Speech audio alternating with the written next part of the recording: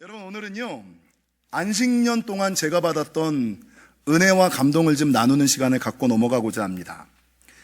여러분, 많은 사람들은 마틴 루터가 종교개혁을 처음 일군 사람이다, 처음 일으킨 사람이다 라고 말들을 생각을 하지만 사실 마틴 루터 이전에 종교개혁을 이끌었던 종교개혁의 새벽별과 같은 사람들이 있었습니다. 여러분, 존 위클리프라는 사람은 14세기 영국의 신학자로서 그 당시에는 성경을 모든 사람들이 다 읽을 수 있는 것이 아니라 오직 사제만이 소유할 수 있었고요. 이 성경도 라틴어로만 쓰여져 있기 때문에 라틴어를 아는 사람들만 성경을 읽을 수가 있었어요. 그러니까 다행히 목사가 라틴어를 알면 이 성경의 말씀을 묵상하고 말씀을 전하는데, 이 목사들 중에서도 공부 안 하는 목사들 있거든요. 자기도 라틴어를 잘 몰라. 그러면 자기가 성경을 잘 못 읽으니까 자기가 전하고 싶은 소리를 막 전하는 거예요. 이게 문제인데, 더 문제는 뭡니까? 성도들도 자기네가 성경을 읽어본 적이 없으니까 그 말씀을 들으면서 이게 진짜 하나님의 말씀인지 아니면 그냥 목사의 말인지 세상의 말인지 구별이 안 가니까 그냥 아멘 한다는 거예요. 그러니까 이 당시에 14세기 존 위클리프라는 사람이 이제는 더 이상 하나님의 말씀을 사제들의 전유물로만 삼아서는 안 되겠다라는 생각에 영어로 번역하여서 평신도들도 직접 성경을 읽고 하나님의 음성을 듣고 깨달을 수 있는 길을 존 위클리프가 열어버린 거예요. 여러분, 그리고 나서 한 100년 정도 지나서 15세기에 체코의 목회자 가운데 한 명인 얀 후스, 오늘 얀 후스에 대해 설교를 할 건데, 이 얀 후스라는 사람이 나타나서 교회의 부정과 부패를 눈으로 목도하고 더 이상 사제들의 부정과 부패, 아니 목회자들이 청빈해야지 왜 불을 소유하냐고요. 아니 교회는 정직해야지 왜 불법을 행하냐고요. 목회자들과 교회의 부정과 불법을 보면서 이제는 목회자들이 개혁되어야지 된다, 이제는 교회가 개혁되어야지 된다라고 교회 개혁을 외쳤던 사람이 이 얀 후스로, 이 문제는 여러분 아시는 것처럼 이 얀 후스가 교회 개혁을 외치다 보니까 여러분 그 대상이 되는 목회자들이 이 얀 후스를 좋아할까요, 싫어할까요? 싫어하잖아요. 그러면 옳은 소리를 들으면 내가 바꿔야 되는데, 맞는 소리를 들으면 내가 지금 아파도 그래 내가 잘못됐어, 내가 고쳐야지, 내가 바꿔야지, 이래야지 되는데, 사람들은 옳은 소리를 들어도 기분 나쁘면, 자기 생각이랑 다르면 고치지 않거든요. 바꾸지 않거든요. 그리고 어떻게 합니까? 그 말하는 사람을 죽여버리거든요. 그러니까 이 얀 후스가 체코의 목회자로서 교회 개혁과 성직 개혁을 그렇게 이야기를 하니까 이거를 눈에 가시로 여기던 사람들이 이 얀 후스를 종교 재판에 걸어서 이단 시비를 걸어버려요. 그러니까 그 이단 시비에 얀 후스가 딱 걸리고 나서 많은 사람들이 이 목사님에게 와서, 목사님, 이 종교 재판에 나가면 안 됩니다. 저 사람들은 순수한 사람들이 아니라 정치적인 사람들이기 때문에 목사님이 아무리 그렇게 얘기를 해도 어떻게 하든지 목사님을 이단으로 걸어서 죽일 겁니다, 이렇게 얘기를 해요. 근데 이 얀 후스는 당시까지 목회자들에 대한 순수하고 순진한 마음이 있어서, 아니 그래도 저들은 기도하는 사람이고 그 종교 재판을 하면 하위 성직자들이 아니라 고위 성직자들이 재판을 하니 그들은 조금 다를 거야. 내가 거기 가서 내 의견을 얘기하면 내가 말하는 게 틀리지 않으니 그 사람들도 이해해주고 교회 개혁에 일조해 줄 거야 라는 순수한 마음에 이 종교 재판에 참석을 해요. 근데 문제는 이 얀 후스가 종교 재판에 쫙 참석하자마자 교황청이 이 얀 후스를 감옥에 집어넣고 고문을 하면서 협박을 하는데 뭐라 그러느냐? 너 지금까지 네가 했던 말을 다 취소해. 취소하지 않으면 이단으로 너는 죽임을 당할 거야. 그러니까 얀 후스는 순수한 마음을 가지고 그 종교 재판에 참석했다가 한순간에 내가 죽음을 당해야지 되는 입장에 딱 처해져 있는 거예요. 그러니까 이 얀 후스가 얼마나 저게 제가 체코에서 찍어온 그림이에요. 교황이 앉아있고 수많은 주교들이 저 그림이 얼마나 잘 그려졌는지 저 옆에 있는 사람들의 눈빛을 보세요. 얀 후스를 향하여 네가 말한 한 말 취소해. 근데 그 가운데서 얀 후스가 밤새도록 고민하다가 내 의견을 취소하고 생명을 건질 것인가, 아니면 진리를 주장하다가 죽을 것인가 밤새도록 고민을 하죠. 그러다가 그 밤에 글을 하나 쓰는데 그 글이 무엇이냐? 여러분 띄워보실까요? Seek the truth, hear the truth, learn the truth, love the truth, speak the truth, hold the truth, and defend the truth until death. 너무 간단한 영어잖아요? 진리를 구하라, 진리를 들으라, 진리를 배우라, 진리를 사랑하라, 진리를 말하라, 진리를 붙들라, 그리고 죽기까지 진리를 고수하라. 죽기까지 진리를 고수하라, 이 글을 쓰고 그 다음날 종교재판에 가서 죽음을 선택을 해요. 그래서 화형장의 이슬로 불타서 그냥 죽어버려요. 참 저게 얀 후스 형장의 이슬로. 여러분, 지금 저게 사람들이 체코 관광을 가면 제일 많이 가는 중앙광장이거든요. 근데 사람들은 저곳에 가서 얀 후스, 체코 중앙광장에 있는 얀 후스 동상을 보는 것이 아니라 그 옆에 있는 시계탑을 봐요. 다 여기에 모여 있어요. 우리 최남식 안수 집사님 갔다 오셨고 또 가실 거잖아요. 근데 저 동상 밑에 어떤 글이 써 있냐면 이런 글이 써 있어요. 서로를 사랑하라. 그리고 모든 이들 앞에서 진리를 부인하지 말라.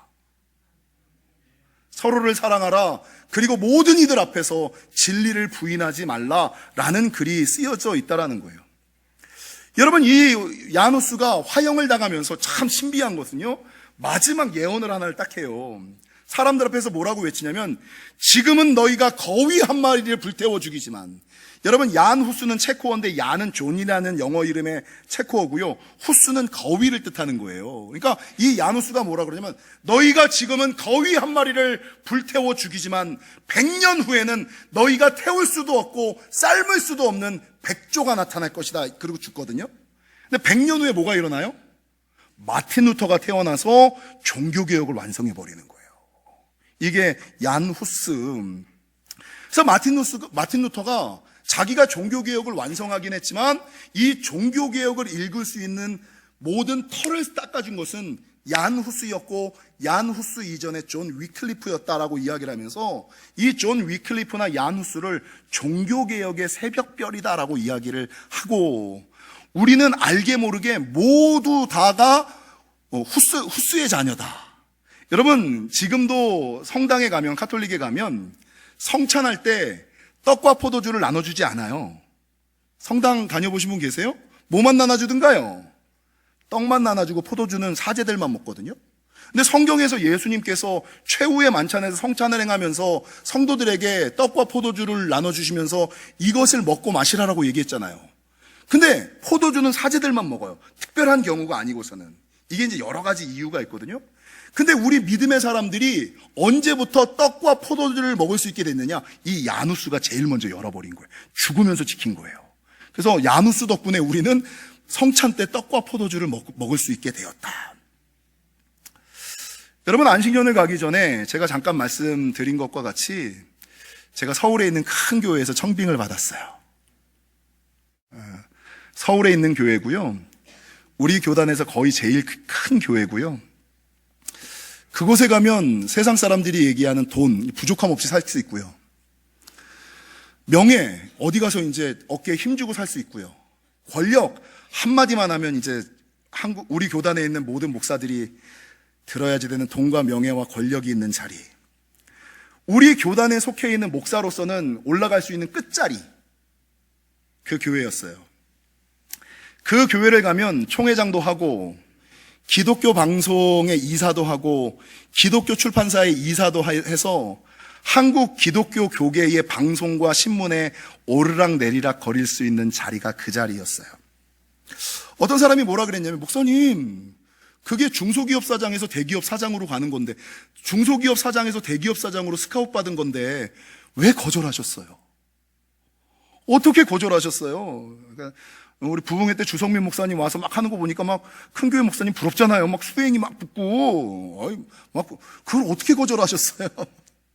근데 사실 제가 돈과 명예와 권력 이런 것들은 내가 하나님 앞에서 목사가 되기 전부터 이제 내려놓고, 돈을 위하여 사는 삶, 명예를 위하여 사는 삶, 권력을 위하여 사는 삶이 아니라 하나님을 위하여, 교회를 위하여, 영혼을 위하여 사는 삶이다라는 생각이 있었기 때문에 이 목사님이 전화를 해서 목사님 좀 오시지요 라고 얘기할 때 목사님 죄송합니다 라고 1초 만에 거절을 했어요.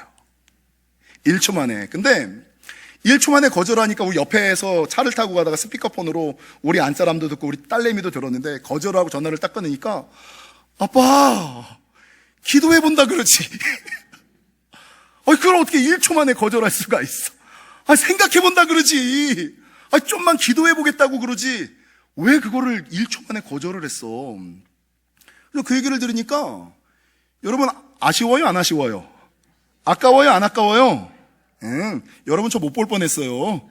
볼 수는 있겠다. TV나 신문에서 저를 볼 수 있었을 거예요. 좀 아쉬운 거예요. 근데 그래도 하나님을 위하여, 교회를 위하여, 영혼을 위하여 그러는 거 아니지, 그런 생각으로 마음을 다잡는데, 여러분 그때 사단이 시험을 하는 거예요. 여러분 안식년을 가기 전에 사람은 보통 좋은 소리보다 나쁜 소리가 귀에 들려오고, 긍정적인 소리보다 부정적인 소리가 들려오고, 많은 사람들의 소리보다 소수의 소리가 귀에 기울이잖아요. 여러분 제가 안식년을 이번에 2번째 가는 거거든요. 원래 다니던 거였잖아요. 원래 다니던 거고, 원래는 7년째 가야지 되는데 코로나가 끝나고 교회를 정상화 시키느냐고 1년을 뒤로 미뤘잖아요.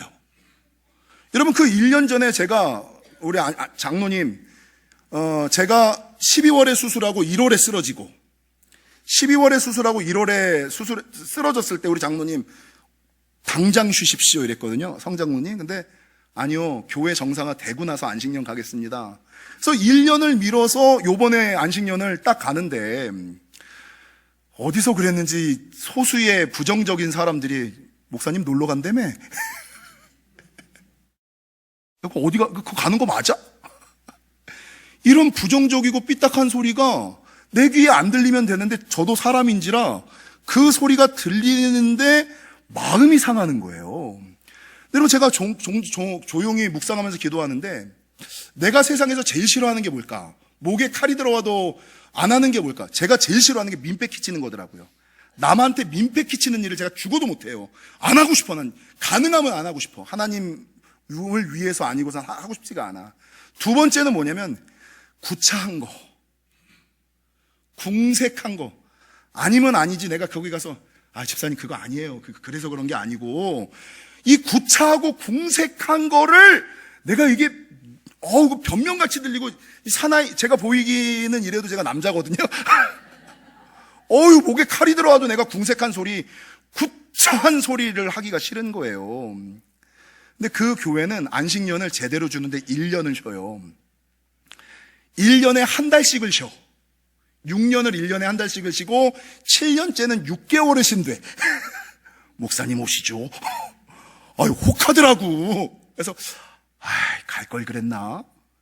내가 이 찜찜한 마음을 가지고 이 3개월 안식년 2달로 줄여서 가는데, 성도들한테 내가 좀 미안한 마음이, 찜찜한 마음, 내가 구차하고 공색하게 이거 변명하는 것 같고, 이거 이러고 쉬느니 그냥 제대로 된 교회 가가지고 1년에 한 달씩 마지막 해 6개월 사례 많이 주는 데서 그냥 여유 있고 넉넉하게 그래.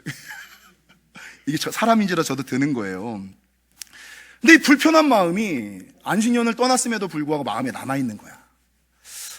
기도해본다 그럴걸, 생각해본다 그럴걸, 지금 전화해서 목사님 이제 갈 마음이 들었어요. 언제 보이면 돼요? 이 얘기를 할까? 이 마음이 조금 남아있는 거예요. 조금.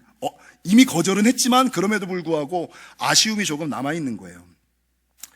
여러분, 그런데 제가 체코에 도착하여 좀 전에 보여드렸던 프라 중앙광장의 얀 후스의 동상을 보고 그의 일생을 묵상하고, 그가 섬기던 베들레헴 채플에 가서 그가 종교 재판을 당하며 죽어가는 모습, 그리고 그가 썼던 글, 그리고 그가 설교하던 베들레헴 채플의 강단에 섰더니, 이게 지금 베들레헴 채플의 강단에 섰던 사진이에요.